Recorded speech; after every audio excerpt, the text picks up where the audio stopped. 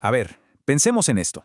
¿Qué pasa cuando un movimiento que nació en un lugar muy específico, de repente cruza las fronteras culturales? Y esa es justo la pregunta que vamos a explorar hoy.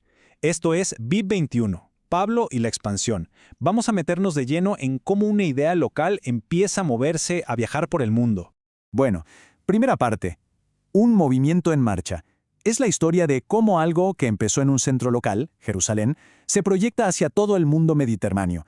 Porque claro, esa comunidad inicial no se quedó aislada. Y lo que vemos es que el mensaje empieza a circular por todo el Mediterráneo.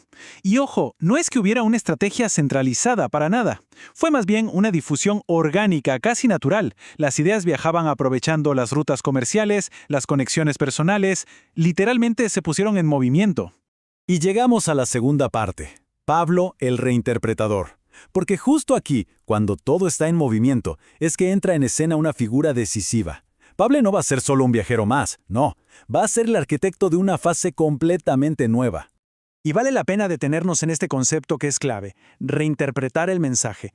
Es que la labor de Pablo no era simplemente ser un mensajero, su rol fue mucho más profundo. Fue el de un pensador, un arquitecto intelectual que tuvo que rediseñar el alcance de ese mensaje para un mundo que era muchísimo más grande y complejo que el de Jerusalén. Pasemos a la tercera sección, el dilema de la identidad.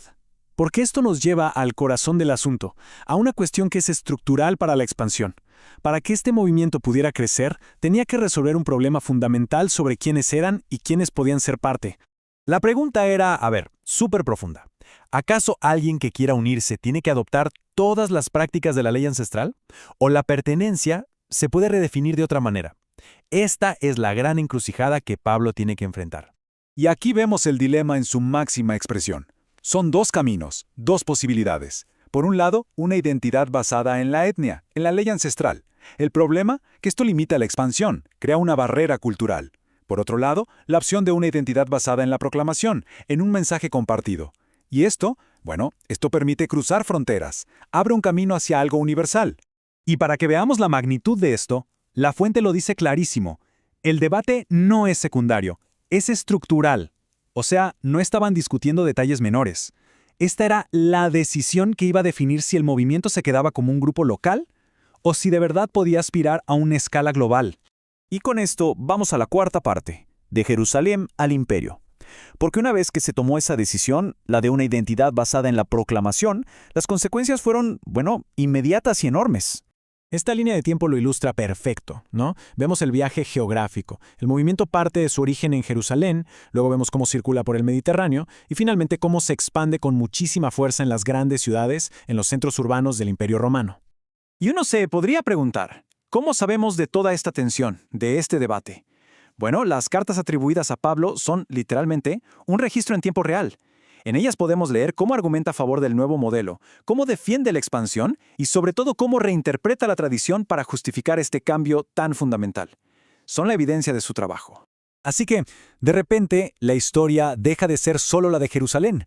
Ahora se despliega en las grandes ciudades del imperio. Y es aquí donde el relato adquiere, de manera definitiva, una dimensión transregional. Quinta y última sección. La siguiente pregunta.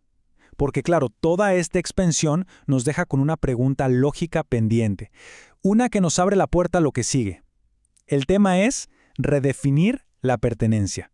Y esa pregunta nos lleva directo a nuestro próximo análisis, Vivit 22, Ley y Universalidad. Ahí vamos a ver con mucho más detalle cómo exactamente se redefine la pertenencia una vez que se ha cruzado esa frontera cultural. Porque, créanme, el debate no ha hecho más que empezar.